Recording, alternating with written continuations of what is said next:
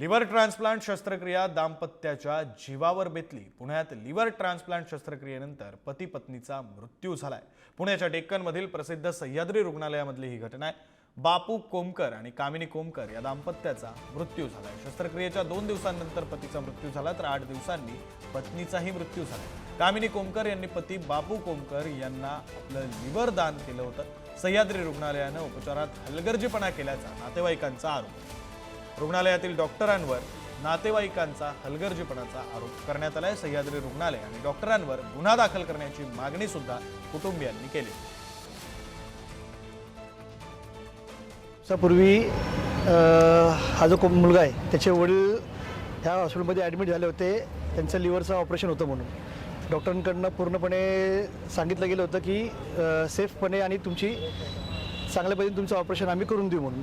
त्यात त्यांनी कर्ज काढून इतर लोकांकडनं व्याजाने पैसे घेऊन त्यांनी हॉस्पिटलमध्ये पैसे भरले। पैसे भरल्यानंतर त्यांना ॲडमिट केलं, पण ऑपरेशन थिएटरमध्ये त्यांचं ऑपरेशन लिव्हरचं ऑपरेशन झाल्यानंतर त्या दिवशी ह्याचे वडील एक्सपायर झाले। ठीक आहे, समजू शकतो की आपण लिव्हर डॅमेज झालेला काहीतरी प्रॉब्लेम झाला असेल त्यांच्याकडनं। ह्याचा अर्थ असायचा की हॉस्पिटल आणि डॉक्टरांच्या चुकीमुळं यांचा मृत्यू झालेला आहे। या संदर्भात बोलूया, आपले प्रतिनिधी बालाजी पोद्दार फोन लाईनवरून जोडले गेलेले आहेत।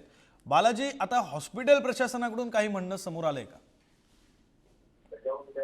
विक्रांत, हॉस्पिटल प्रशासनाने त्यांची बाजू मांडलेली आहे, मात्र अशा पद्धतीने एकाच आठवड्यामध्ये जर पती आणि पत्नीचं लिव्हर ट्रान्सप्लांट होत असतं तर त्याची काळजी हॉस्पिटलने सांगितलं पाहिजे होतं की अशा पद्धतीमध्ये धोका संभवतो किंवा ही जी काळजी आहे ती तुम्ही घेणार असलात तर ही शस्त्रक्रिया करू, मात्र असं कुठलंही त्यांनी सांगितलं नाही आणि त्यामुळे डॉक्टरांचा हलगर्जीपणा झाला आणि त्यामुळे या दोन्ही दाम्पत्यांचा जो आहे तो मृत्यू झाला असं त्यांचे नातेवाईक आरोप करतायत।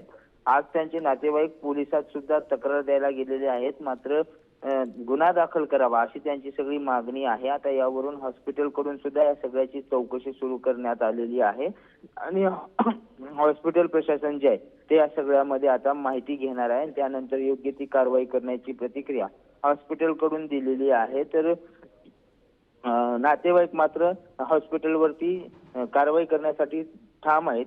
पुण्यातील सह्याद्री रुग्णालय जे प्रसिद्ध रुग्णालय आहे त्यामध्ये हा सगळा प्रकार पाहायला मिळतो। बरं, या संदर्भातले तपशील घेत राहू। धन्यवाद बालाजी या सगळ्या माहितीसाठी।